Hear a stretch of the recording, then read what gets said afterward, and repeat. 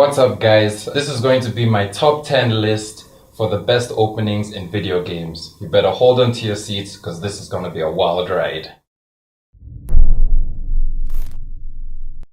Battlefield 4, in my opinion, had a magnificent, engrossing start for a first-person shooter. You'd think you're loading up or being briefed for an unrealistic mission somewhere killing bad guys when you start a Battlefield game, right? Not this one. You're trapped in a vehicle, submerged deep in what seems to be a pretty terrible situation. Your brothers in arms look exhausted, the car is sinking, you have to leave a man behind in order for the rest to survive.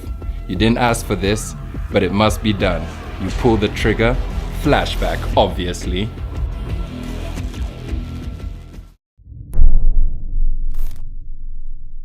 Star Wars has had a relatively long history in video games now, with its own ups and downs. But what we can't deny is that Star Wars: The Force Unleashed definitely got our attention from the first moment. Why, you ask? Because you immediately start your space-traveling, Jedi-executing adventure as Darth Vader. You're force choking your subordinates, you're blowing rebellion members with the Force, and just when the killing gets uncomfortably fun, you discover a young lad with a shit ton of midichlorians in his blood. So you adopt him. You now control Starkiller, acted by Sam Witwer. As far as ups and downs go, The Force Unleashed was surely an up.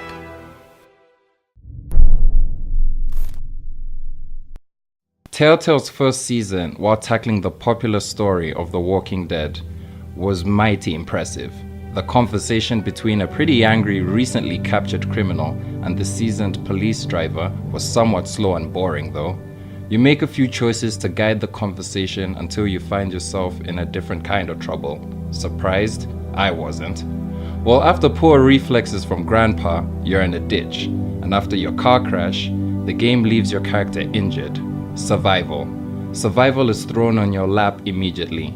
And as you discover walkers, find a helpless little girl in a treehouse all alone, you realize immediately that you are going on an adventure, and not the fun kind. Season 1 makes you fall in love with both Lee and Clementine, and as you make decisions for them in this godforsaken world filled with walkers and undead, it's horrifying, it's beautiful, it's a masterpiece.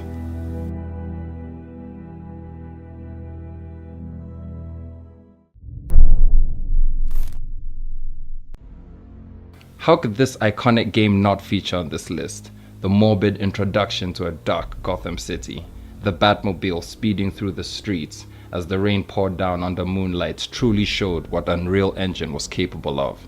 And just when we thought we couldn't get even more pumped up without jumping out of our living room windows, we see our favorite muscular detective, pissed off as usual, with his nemesis giggling in the backseat, as if it was all according to plan. Voices acted by Mark Hamill, Kevin Conrad, and Tara Strong as the Batman, Joker, and Harley.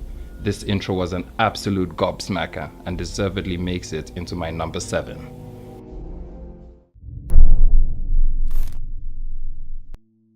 Rockstar have always been about family and strong bonds when writing their games, and GTA 5 starts off on this lovely foundation. You start off robbing a bank with your best buddies, taking hostages, killing cops, and racing through the snow while barely escaping by the skin of your teeth. It was surreal to think that an open world would keep this level of storytelling throughout the game, but they did. After the shootout and flash forward to modern day, we see our characters rich and depressed, another stealing cars, and later introduced to the third, who seems to be mentally off balance. You dodge a train, you have a few shootouts, and race through the streets of Vinewood in a stolen vehicle within the first hour. What a great way to ease into this huge world.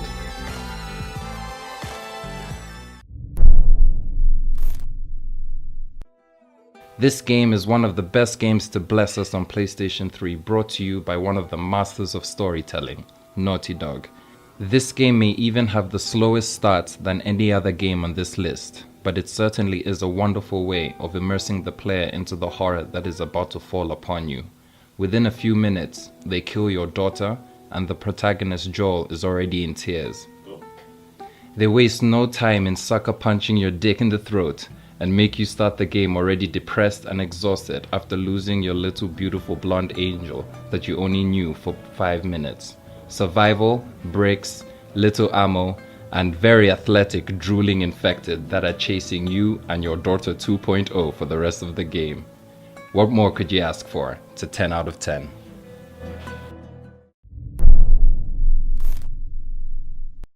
When I loaded Metal Gear Solid 2 into my PS2, I didn't understand how the intro was running on my little black box. Is this a movie? I thought. The music sounded like a Hollywood blockbuster. The attention given to each soldier in combat was magnificent. But that was just a taste. Once you start the game, you see our favorite cigarette-smoking, legendary super spy walking in the rain. To arouse us even more, his stealth suit activates as Snake jumps off a bridge with intense music playing in the background as he lands on a tanker. We were drawn into the shoes of Solid Snake. He's making his way to an offshore cleanup facility called Big Shell that has been seized by a collection of individuals, all strangely troubled, I might add, that some call terrorists, the Sons of Liberty. They're ready to cause an environmental nutcake large enough to cause shockwaves across the globe, and it's up to Snake to kick back and stop it from happening. Thank you, Hideo.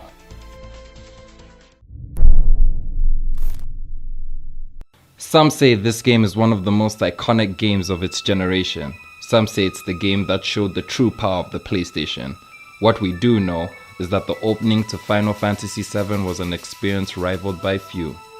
The wonderful cinematics integrated with a diverse blend of characters left us amazed and intrigued. You're introduced as Cloud Strife, a paid mercenary led by a moody buff guy with a gun for an arm. Nothing seems important to you until you begin to realize that you're executing a terrorist attack on Shinra, an organization that's draining the world's life source, suppressing the poor and weak, and hunting you and your hot newly found girlfriend, wink wink. All this while dealing with your past and fighting a super soldier alien dude with a huge sword. It's chaos, it's beautiful, and the first hour is all it takes to draw you in. Luckily, the remake will be out soon, and when I say soon, I mean try not to die before 2030.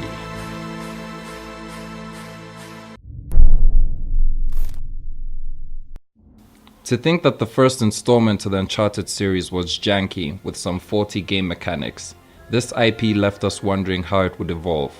With Naughty Dog attempting the Jak and Daxter series, we weren't sure where we were with Uncharted 2. But my oh my, didn't Uncharted 2 start off with a bang? Of course, beginning with some words of wisdom from Marco Polo that probably made no sense and likely to get our protagonist killed, the iconic melody of Uncharted series slowly played for us.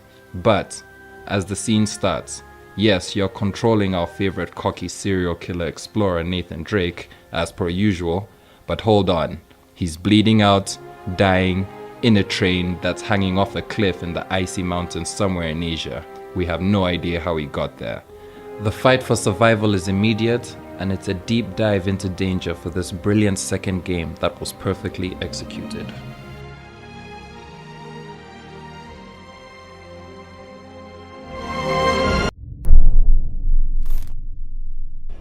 We all know who Kratos is, but just in case you don't, shame on you for not knowing the one bastard child of Zeus who's drunk on revenge for being tricked by the gods, killing one of them, replacing him, and continuing his bitch fit to a point where he decides to hunt the residents of Mount Olympus. God of War 3 starts not with one, but two boss fights. Kratos, while riding Gaia, decides that in this opening performance, he will hack his way up the goddess, and once getting there, making poor Poseidon his bitch, while he provides an example of how to truly kill a god in such a brutal and disrespectful way that made Zeus realize that he should have pulled out.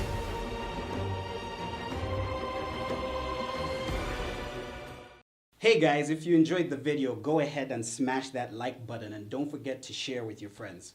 And remember to click that subscribe button and click the bell icon so that you get notifications.